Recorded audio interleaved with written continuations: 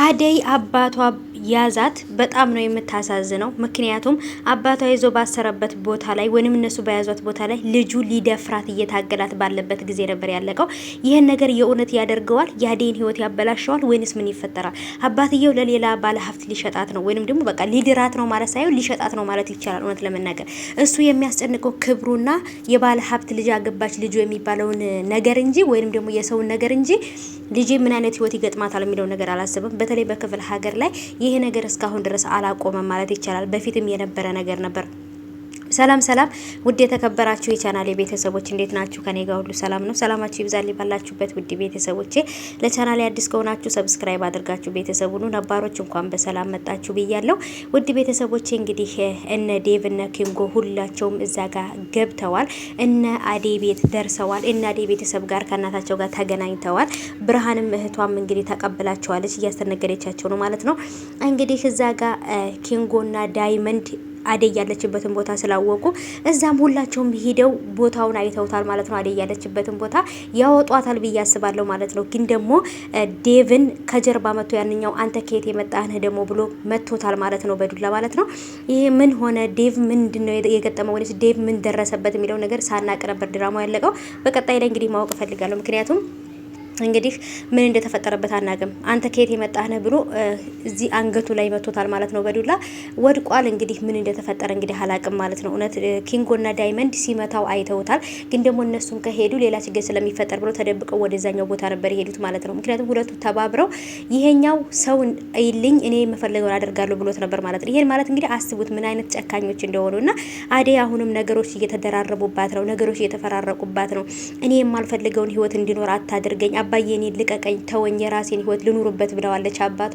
አባትዮም ደግሞ ባለ ሀብት ባለ ጸጋ ገንዘብ ያለው በጣም ስሙ የገነነ የሆነ በጣም የጥሩ ሰው ልጅ ነው ለዳርሽ ያልኩሽ።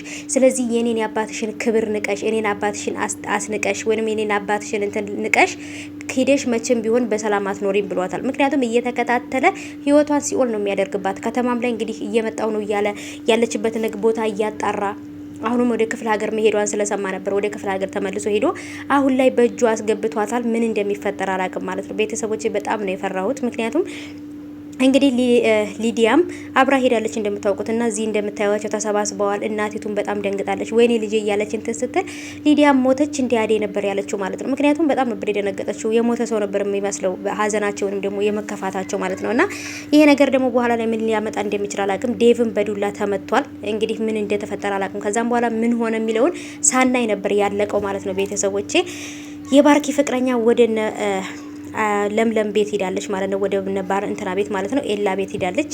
ፍቅር ከቤት አስወጣኛለች እና ለእናቲቱ ውሸት ተናግራ ከቤት አስወጣችኝ ብላ ወደዛ ሄዳለች።